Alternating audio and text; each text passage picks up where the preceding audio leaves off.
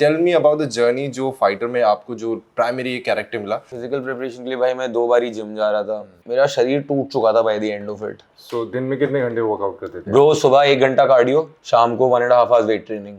मैंने एक personal trainer hire किया, मैंने एक एक्टिंग कोच हायर किया। मैं हो गया था, बहुत ओबीस हो गया था, बहुत मोटा हो गया था। कहते हैं ना पंजाबियों को भगवान एक एक्स्ट्रा लिवर दे के भेजता है। अरे भाई मतलब लाइक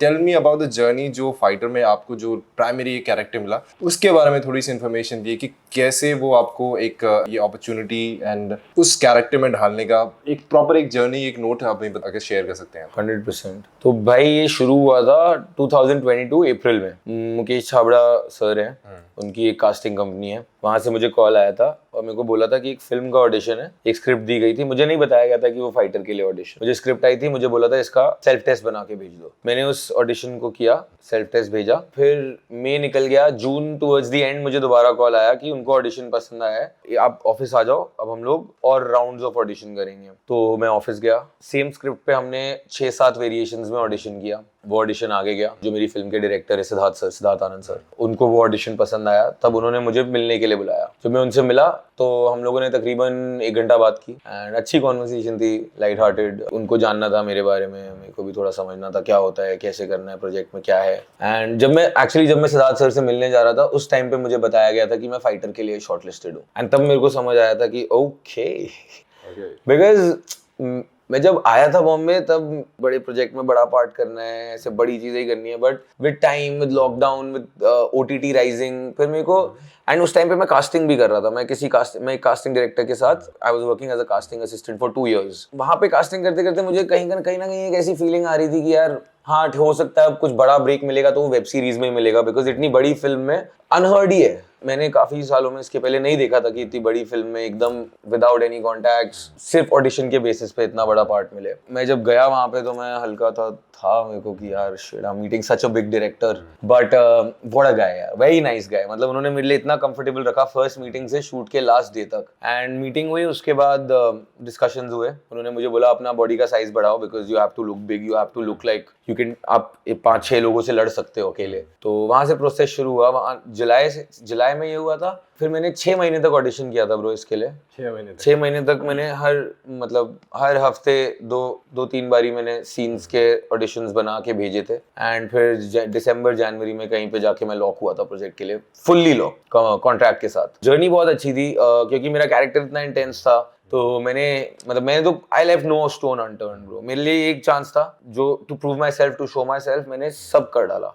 मैंने एक पर्सनल ट्रेनर हायर किया, मैंने एक एक्टिंग कोच हायर किया एंड लकीली मेरे पास टाइम था। लकीली मेरे को वो ऑडिशंस करने का मौका मिल रहा था बार बार ही। कहीं ना कहीं वो करते करते वो मेरे लिए वो कैरेक्टर ऐसा हो गया था कि मैं वही हूँ। मेरे एक्टिंग कोच ने मेरे लिए एक बहुत ही ब्यूटीफुल प्लान डिजाइन किया था एंड काफी हैवी था। मतलब आई थिंक अक्टूबर नवंबर दिसंबर मैंने अपने एक्टिंग कोच के साथ काम किया था। उसमें जो मेरी एक्टिविटीज होती थी, मैंने सिर्फ लास्ट के 3 महीने यूट्यूब पे वॉर टॉर्न कंट्रीज की वीडियोस देखी हैं, सीरिया और ये इराक वगैरह में जितना टेररिज्म होता था उस सब चीज़ों की वीडियोस देखी हैं। 4-4 दिन लगातार एट अ स्ट्रेच मेरे को फोन पे बात करना या मुंह से एक शब्द निकालना अलाउड नहीं होता था। एंड वो 3 महीने मेरे को एक डायरी मेंटेन करनी थी जिसमें मुझे रोज अपने थॉट्स लिखने थे। जो भी थॉट जिस टाइम पे आ रहा है वो उस टाइम पे लिख दो and at the end of the day पूरा डे कैसा गया उसके बारे में लिखो। तो कहीं ना कहीं ये प्रोसेस करते हुए ना भाई, मेरे को याद है अच्छी तरह, मैं दिसंबर में कभी था और मैं एक दिन ऐसे ही अपने थॉट्स रैंडमली लिख रहा था और वो इतने अग्रेसिव आ रहे थे कि मतलब वो थॉट्स इतने, मतलब नेचुरली वो ट्रांजिशन हो रहा था कि वो थॉट्स इतने अग्रेसिव और इतने हेटफुल थे उस टाइम पे कि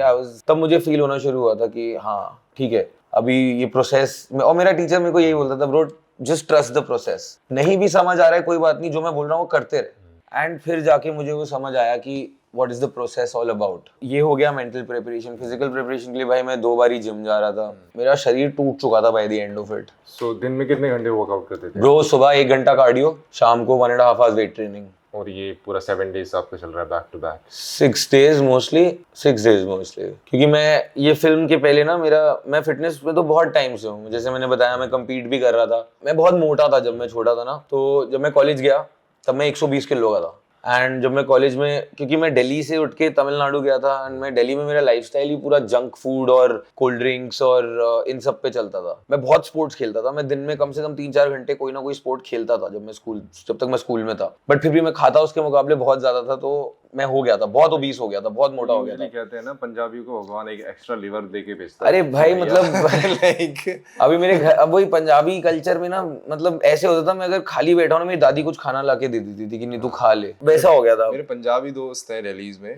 दे स्पेसिफिकली नोस कॉर्नर्स की यहाँ पे कहाँ पे क्या मिलता है। मुझे पता है भाई Like, मतलब ऑफ कोर्स, अगर और कहीं ना कहीं आज की डेट में अगर मुझे क्रेविंग्स नहीं होती ना, वो इस वजह से मुझे लगता है मैंने अपनी लाइफ के पहले 18 साल इतना खा लिया ना कि अब मेरी बॉडी भी अंदर से बोलती है कि भाई बख्श दे, we are happy with the fitness lifestyle. मैं कॉलेज गया, I was 120 kgs and college के फर्स्ट सेमेस्टर में, बिकॉज मैं दिल्ली से उठ के वहां गया था, मैं वेल्लोर में था भाई, एंड ये 2010 की बात है, तभी वेल्लोर वाज अ विलेज, मतलब 12-13 घंटे पावर कट होता था वहां पे, कोई ऐसा नोन फूड का चेन नहीं था।